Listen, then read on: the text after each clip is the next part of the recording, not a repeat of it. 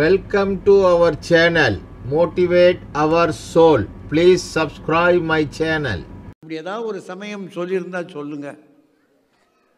நாம் எல்லாரும் ஒரு சமயத்தை சேர்ந்தவங்க. நம்முடைய சமயங்கள் எல்லாமே உண்மைதான் பேசணும், பொய் பேசக்கூடாது அப்படின்னு நமக்கு சொல்லி கொடுக்குது. அதில் ஒரு குறையும் இல்லை. அது மட்டும் இல்லை, உண்மையை தான் பேசணும் என்பதற்காக நான் அறிந்த மட்டும் 2 பாத்திரங்களை படைத்தது. ஒருத்தன் அர்ச்சந்திரன், இன்னொருவன் தர்மன். 2 பாத்திரங்கள் கடுபடியாக நிற்குது. உண்மைதான் பேசணும், பொய் பேசக்கூடாது. பொய் பேசினால் என்ன நடக்கும் என்பதற்கு சான்றாக தர்மனுடைய வாழ்க்கையும் காட்டுறாங்க. அவன் கடைசியாக அவன் பேசலை, பேச வைக்கப்படுகிறான். அவன் பேசலை, அவன் ஒன்று சொன்னால் அது ஒரு பக்கம் பார்த்தா அது உண்மை, பாதி பொய். ஆக பொய் பேசக்கூடாது, உண்மைதான் பேசணும்னு சமயம் சொல்லும் என்றால் எந்த சமயம் எடுத்தாலும் சரி. அப்படின்னா நம்ம அதை விட்டு எப்படி போக முடியும்? இவங்க சொல்கிறதானே சரியாக இருக்கும், இவங்க சொல்கிறதானே நிச்சயமாக சரியாக இருக்கணும். ஏன்னா சொன்னது யார்? நாம் நேசிக்கிற, நாம் வணங்குகிற, அல்லது நாம் விரும்புகிற, நாம் பிறந்திருக்கின்ற சமயங்கள் சொல்லுது. சரி, அப்போது என்ன செய்யலாம்? இப்போ இவங்க 3 பேரும் இவ்வளோ நேரம் பேசினாங்களே, அவங்க பேசுகிறதெல்லாம் கேட்டு நம்ம கைதட்டினோம், சிரித்தோம். சடார்னு எந்திரிச்சு, இந்தா பேசாதீங்க, போய் பேசக்கூடாது, நீங்கள் எங்கள் பிள்ளைகளுக்கு கெட்டது சொல்லித்தர்றீங்க, எனக்கு சொல்ல முடியும்ச்சா? ஏன்னா இவங்க பேசுகிறதுல ஏதோ ஒரு உண்மை இருக்கோ அப்படி நமக்கு தோணுதில்லை. இவ்வளோ நேரம் நம்ம கேட்டு சிரிச்சுக்கிட்டு இருந்தோம்னா யோசிங்க. இப்போ நம்ம ஒரு டாக்டருக்கு படிச்சிட்டோம், நம்ம டாக்டராக இருக்கோம். 4 பேர் 4 வயதில் சொல்கிறான், அவர் கைராசிக்காரரு, அவர்கிட்ட போனால் எல்லாம் சுகமாயிரும் அப்படின்னு சொல்கிறாங்க. ஒரு பேஷண்ட்டு நமக்கு வர்றாரு, கடுபடியான பேஷண்ட்டு. நம்ம அவர் பார்க்கும்போதே தெரிஞ்சு போச்சு, ஒரு 2 நாள் தாங்காது அது அப்படின்னு தெரிஞ்சு போச்சு. இப்போ எல்லாரும் அவங்க வீட்டுக்காரங்க எல்லாம் வந்திருக்கவங்கெல்லாம் ஆர்வமாக நம்ம முகத்தை பார்க்குறாங்க, டாக்டர் டாக்டர் டாக்டர்னு. நான் என்ன சொல்லலாம்? என்னங்க இந்நேரம் கொண்டாந்துருக்கீங்க, 2 நாள் கூட தாங்காதையா அப்படின்னு அவங்கக்கிட்ட சொன்னால் கூட பரவாயில்ல. டாக்டர் அந்த பேஷண்ட்டு இருக்கும்போதே நான் சொல்கிறேன்னு வச்சுக்கோங்க, முடிஞ்சு போட்டு தானம் பார்ப்போம். அந்த நோயாளி இருக்கும்போதே நோயாளிகிட்ட என்ன சொல்லணும்? சரியான டாக்டரு பார்த்துட்டு, வந்துட்டே இல்லை, ஒன்றும் கவலைப்படாதீங்க, ஒன்றும் கவலைப்படாதீங்க, பில்லுக்கு மட்டும் நீங்கள் கவலைப்படுங்க. அது சொல்லாமல் சொல்கிறது, ஒன்றும் கவலைப்படாதீங்க. என்னங்க என்ன கடவுள் இல்லாமையா போயிட்டாரு? கடவுள்னு ஒருவர் இருக்கார் இல்லைங்க, அதெல்லாம் நம்பிக்கை. அவருக்கு நம்பிக்கை கொடுக்கறதுக்காக சொல்கிறோம், கடவுள் இருக்காருங்க. நீங்கள் நல்ல நேரத்துக்கு தான் இங்கே வந்தீங்க. ஒன்றும் பாருங்கள், நல்லா அடுத்த வாரம் சுகமாக இருப்பீங்க வீட்டில். என்னத்துக்கு கவலையே படாதீங்க அப்படின்னு பேசுனா, நான் பேசுனது பூரா பொய், பேசுனது பூரா பொய். இப்போ இந்த பொய்யை நான் சொல்லலாமா, அல்லது நேரடியாகவே வந்த நேரம் தப்பு, 2 நாள் கூட இது தாங்காது, எடுத்துகிட்டு போங்க வீட்டுக்கு, எதை நான் சொல்கிறது? சுருக்கமாக பார்த்தா ஒரு சின்ன விஷயம், எதை நான் சொல்லுவது? ஒரு டாக்டராக, மருத்துவராக எனக்கு வந்திருக்கிற நெருக்கடியில் நான் சில நேரங்களில் பொய் சொல்லுவது என்பது எனக்கல்ல, அந்த நோயாளிக்கு, அந்த வீட்டுக்காரர்களுக்கு ஒரு 2 நாளையாவது உங்களுக்கு ஒரு சுகம் இருக்கும் இல்லையா? அதை செய்யலாமா வேண்டாமா யோசிக்கங்க. தேர்தல் நேரம், கடுபடியான நேரம், ஒரு சாதாரண தேர்தல் தொகுதி தான் அது. பெரிய எம்பி எலெக்ஷனும் இல்லை, எம்எல்ஏ எலெக்ஷனும் இல்லை. நம்ம ஏரியாவில் ஒரு முனிசிபாலிட்டி தேர்தல் தான் அது. ஆனால் நம்ம தொகுதியில் நிற்கிற ஆள் இருக்கானே ரவுடி நம்பர் 1, பயங்கரமான ரவுடி. அவன் ஏற்கனவே ஒரு 10-12 கொலை செஞ்சுருக்கான். அவன் நிற்கிறான். அவனுக்கு ஓட்டு கேட்டு வர்றவங்கெல்லாம் பயக்கா ரவுடிகள் நம்ம வீட்டுக்கு வந்து நிற்கிறாங்க. நம்ம வீட்டில் தெரியாதனமாக ஒரு 12 ஓட்டு இருக்குது. விடுவானா? 12 ஓட்டு இருக்குது. அவன் மாட்டு வர்றான். அந்த இதுவும் அப்படின்றான். நம்ம என்ன செய்ய முடியும்? இப்போ என்ன செய்யலாம்? இப்போ பாரதிகிட்ட கேட்குறோம். நேரடியாக போய், இந்தாப்பா நீ 12 கொலை செஞ்சுருக்க, உங்களுக்கு சேர்ந்துருக்கிறவங்கெல்லாம் கொலைகார போய்க, கதை நடக்காது. இன்னொன்று, நீ வருவதை நாங்கள் விரும்பலை அப்படி சொல்கிறதா, அல்லது ஒரு பொய் சிரிப்புனா? என்னங்க நீங்கள்லாம் வரலாமா? நீங்கள் இங்கே வரலாமா? இங்கே என்னங்க நீங்கள் மற்ற காரியத்தை பாருங்கள். எங்கள் ஓட்டெல்லாம் எப்போவோ உங்களுக்குன்னு முடிவாகி போச்சுங்க. என்னங்க இது? இப்படி சமாளிக்கலைன்னு வச்சுக்கோங்க, அடுத்த நாள் என் வீட்டுக்கு வந்துடுவான். அதுக்கப்புறம் நாங்கள் இந்த தெருவில் இருக்க முடியும்னு நினைக்கிறீங்க? இப்போ என்ன செய்யலாம்? நான் உண்மையை சொல்கிறதா தான் நான் ஓட்டு போட முடியாதுன்னு சொல்லணும். உண்மையை சொல்கிறதா அல்லது சமாளிக்கிறதா? நம்ம வீட்டுக்கு ஒரு சொந்தக்காரர் வர்றார். 4 வீட்டுக்கு அப்பால் ஒரு பொண்ணு. அந்த பொண்ணு கொஞ்சம் அப்படி இப்படித்தான், நல்ல பிள்ளை தான், ஆனால் கொஞ்சம் வாயாடி. நல்ல பிள்ளை தான், ஒன்றும் ஒரு நடக்கையில் கெட்ட பிள்ளை இல்லை, கொஞ்சம் துணுக்குத்தனமாக வாயாக பேசும். நமக்கு சொந்தக்காரங்க வர்றாங்க. அந்த பையன் எப்படி பையனா, ரொம்ப அமைதியான ஆள், நமக்கு நல்லா தெரியும். அவனுக்கு இந்த பொண்ணை பார்க்கலாமான்னு கேட்குறாங்க. இப்போது நம்ம மனசு என்ன சொல்லுது? அட பாவி, இந்த பைய கெட்டு போகணடா, அவன் இருக்கிறதே சாமியாராக இருக்கான், இவ போய் சேர்ந்தானா அவன் சுத்த சாமியார் ஆயிடுவாங்கடா, தெரியுது நமக்கு. நம்ம என்ன சொல்ல போகிறவன்? இந்த பொண்ணை நான் பார்த்தது இல்லையே. ஏம்மா, வீட்டில் மனைவி காக்குறான், ஏம்மா நீ பார்த்துருக்க?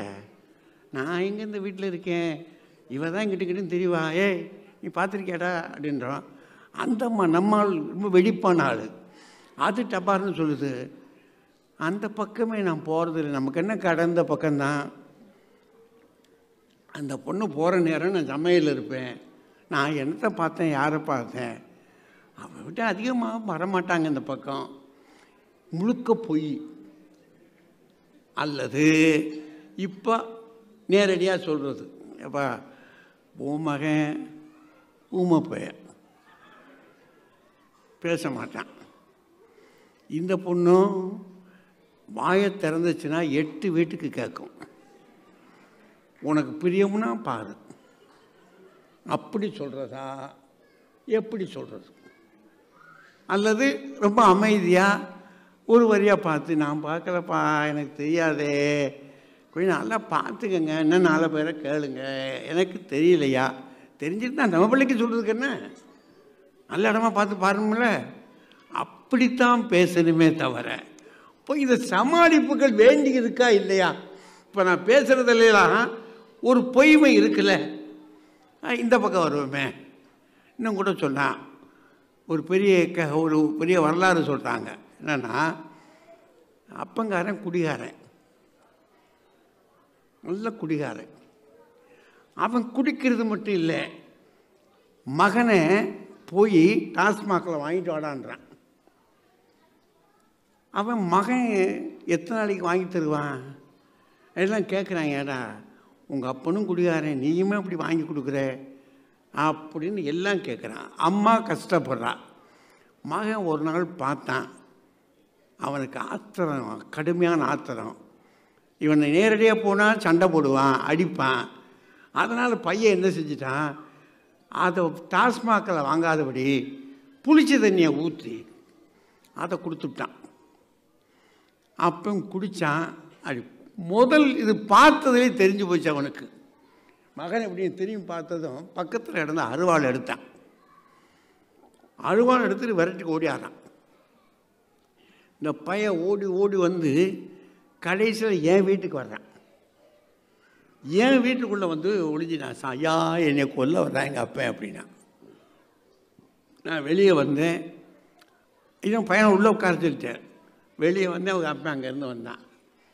அவன் பார்த்து, ஐயா தமிழையா என் மகன்கிட்ட வந்தானா இப்படின்னு கேட்குறான்.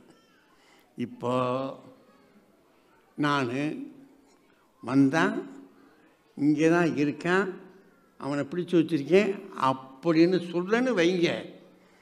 அவன் கையில் இருக்க அருவா இருக்கு பாருங்க, குடி போதையில் வெட்டி விடுவான். ஏற்கனவே கொஞ்சம் குடிச்சிருந்துருக்கான். இப்போ இறங்கின போதையிலே வெட்டி விடுவான். ஒரு காயத்தை கூட உண்டாக்கிடுவான். இப்போ வெட்டிடுவான் அவனை.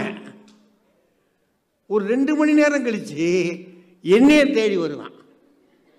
எதுக்கு? அட சண்டாட பாவி, நான் தான் குடிகாரப்பைய புத்தி இல்லாமல் என் பிள்ளையை வெட்டிவிட்டேன். சண்டாட பாவி, நீ தமிழ் வாத்தியான் படித்தவே, நீ என் பிள்ளைய மறைச்சிருக்க கூடாதாரா அப்படின்னு கேட்டு வந்தான்னா நான் என்ன செய்ய? அப்படின்னா என்ன செய்யலாம் யோசிச்சு பாருங்க. நிச்சயமாக சில சந்தர்ப்பங்களில் போய் பேச வேண்டிய அவசியம் இருக்குது. அதை எங்கே கொண்டு போய் காட்டினா, திருவள்ளுவன் முதல்ல இதான் எங்கே கொண்டு வர்றாரு அப்படின்னா, ஊழல் இருக்குது பாருங்கள். ஊழல்னு நம்ம வீடுகளில் ஆணுக்கும் பெண்ணுக்கும் ஊழல்னு ஒன்று இருக்குது. அதுக்கு ஊழலுக்கே பேர் என்னென்னா பொய்க்கோபம் தான். அதுக்கு பேரை பொய்க்கோபம் தான். அது என்ன சொல்கிறாரு திருவள்ளுவர்? அது இவர் வேற ஒன்றும் இல்லை வச்சுக்கலாம், அதை விளக்கிக்கிடுவோம். பொய்க்கோபத்தை எப்படின்னு விளக்கிடுவோம். அந்த மனுஷன் ஒரு 2-3 நாளாக வீட்டுக்கு ஒழுங்காக வரல. இவன் ஃபோன் பண்ணியிருக்கிறான். இப்போ நான் செல்லுலாம் வந்துருச்சுல, ஃபோன் பண்ணுறான். எங்கேயா இருக்கேன்னா ஆஃபீஸில் கடுமையான வேலை, என்னை போட்டு கொல்றாங்க, நான் அந்த வேலையை முடிச்சுட்டு தான் வர முடியும்னா. உள்ளபடியே இல்லை. இவன் சீட்டு கச்சேரியில் இருக்கான். இவன் இருந்தது சீட்டு கச்சேரியில். ராத்திரி பகலாக விளையாடிக்கிட்டு இருந்தவன் ஒரு பொய்யை சொல்லி விட்டுட்டான். இந்த நேரத்துக்குள்ள அடுத்த நாள் இவன் 2 நாளாக வரக்கானான். 2வது நாள் இவன் கூட வேலை பார்க்குற ஆள் வீட்டுக்கு வந்து, என்னாச்சு இல்லையா அப்படின்னா, அவர் ஆஃபீஸ் வேலையில் இருக்காருண்ணா. அவன் கிருக்கேன், அவன் பாட்டுக்கிட்டு ஆஃபீஸ் வேலையா? எனக்கு தெரியாமல் ஆஃபீஸ் வேலை எப்படி வந்துச்சு? நேற்று சாயங்காலம் தான் நானும் அவருமா வந்தோம். அவர் இந்த கச்சேரிக்கு போகிறோம்னாரு. ஒருவேளை சீட்டு கச்சேரிக்கு போயிருப்பாரோ, அவுத்து விட்டுட்டான். இப்போ என்ன செய்வீங்க? பொய், நம்ம சொன்ன பொய் தெரிஞ்சு போச்சு. இப்போ அந்த பொண்ணுக்கு கோபம் வருமா வராதா? அவளுக்கு தெரியும் நம்ம என்ன கோபிச்சாலும் கூட, கோபிச்சாலும் இந்த கிறுக்கு பைய இந்த விளையாட்டை வச்சுக்கிட்டான். அப்போ அவன் வர்றபோது இவன் கொஞ்சம் ஊடல் காட்டுறான், பொய்யாக கோபம் காட்டுறான். மனசுக்குள்ளே கோபம் இல்லை. ஏன்? இன்னைக்கு நேற்று இந்த கிறுக்கையும் எப்படி இருக்கான், இவங்க பரம்பரையே இப்படி தான் இருக்குது. அப்போ மனசுக்குள்ளே பேசுகிறவங்க பரம்பரையே இப்படி தான் இருக்கேன். என்னைக்கு அடுப்புக்குள்ளே விறக வச்சாச்சோ எரிஞ்சு தான் ஆகணும் இந்த கிறுக்கனை, பார்ப்போம் அப்படின்னு அவனை சமாளிக்க பார்க்குறான். சமாளிப்பதற்காக அவன் பயன்படுத்துகிறது ஒரு ஊடல் கோபம், ஒரு பொய்யான கோபம். பொய்க்காய்தி, பொய்யாக காய்கிறாய். திருவள்ளுவரே சொல்கிறாரு, பொய்யாக காய்கிறாய்ன்னு. அப்படின்னா என்ன கருதுகிறாங்க பெரியவங்க? உண்மைதான் பேச வேண்டும் என்று சொன்ன பெரியவர்களே, அடே ஒரு பொய்யை சொல்லுவதால் நன்மை விளையும் என்றால், ஒரு பொய்யை சொல்கிறதுனால உனக்கோ ஊருக்கோ உன் குடும்பத்துக்கோ நன்மை விளையும் என்றால், அதான் அங்கே அதை தான் முக்கியமாக எடுத்துக்கிடணும். அப்போது சின்ன பொய்யை சொல்லலாம் அப்படின்னு நினைக்கிறாங்க. ஒரு 2 ஊருக்கு பகை இருக்க வச்சுக்கோங்க. 2 ஊரையும் ஒற்றுமையாக்குவதற்காக பொய் சொல்லலாமா அப்படின்னா சொல்லலாம்ன்றாங்க. 2 ஊர், அது கடும் பகையில் இருக்கு. அந்த பகையை தீர்த்து வைப்பதற்கு பொய் சொல்லலாமா என்றால் பெரியவர்கள் இதையும் சொல்லியிருக்கிறார்கள். அப்படின்னா விவரம் தெரிந்தவர்கள், நன்கு வளர்ந்தவர்கள், நான் சொல்லுகிற பொய்யினால் எனக்கல்ல, என்னை விட என் சமூகத்திற்கு, என் நாட்டிற்கு நன்மை விளையும் என்றால் பொய் சொல்லலாம். அப்படி சொல்லுவது நாட்டிற்கும் சுகம், நமக்கும் சுகம் என்று கருதி இருக்கிறார்கள். அதனால்தான் திருவள்ளுவர் பொய்மையும் வாய்மையிடத்த, பொய்மையும் அப்படி அந்த உண்மை கொடுக்கிறார் பாருங்கடே, சொல்லக்கூடாது, அது சொல்லக்கூடாது, அது உறுதி. ஆனால் அந்த பொய்யும் கூட வாய்மை, உண்மை சொல்ல வேண்டிய இடத்தில் அதை சொல்லலாம். ஏனென்றால் பொறைதீர்ந்த நன்மை பயக்கும் அனி, குற்றமற்ற நன்மையை அது விளைவிக்கும் என்று சொன்னால் நீ பொய்யும் சொல்லலாம் என்று பெரியவர்கள் சொல்லியிருக்கக்கூடிய இந்த வார்த்தையை பார்க்கிற பொழுது, அதை கிருஷ்ண பரமாத்மா பொய் சொல்லுகிற இந்த விஷயத்தை துணிஞ்சு சொல்ல வைத்திருக்கின்ற அந்த காரியத்தையும் பார்க்கிற பொழுது எனக்கென்னவோ ராமானுஜ பெரியானுடைய விஷயத்தில் அது தவறு என்று தெரியுது. பொய்யின் கூட இல்லை, தவறுன்னு தெரியுது அவருக்கு. சொல்லலாமா சொல்லக்கூடாதா? சொல்லக்கூடாது. அதான் உனக்குத்தான், உனக்கு நன்மை தராதுன்னு சொல்லிட்டார் இல்லையா? சொல்லக்கூடாது என்று சொன்ன பிற்பாடு வாக்கு அதுதான் செய்வது, அப்புறம் தப்பு பொய். ஆனால் மீறி சொன்னார் என்று சொன்னால் அது எத்தனையாக இந்த மையத்திற்கு நன்மை தந்திருக்கிறது, எத்தனை பெரிய விஷயம் அது. அதனால் பெரியோர்களே, பொய் சொல்லக்கூடாது தான். ஆனாலும் சந்தர்ப்பம் நோக்கி இதுதான் சரியான வேளை, இந்த நேரம் நாம் ஒரு சிறு பொய்யை சொல்லுவதில் தவறு வந்துவிடாது என்று தெரிந்த போது சொல்லுவது தப்பல்ல, அது சுமையல்ல, அதில் ஒரு சுகம் இருக்கிறது.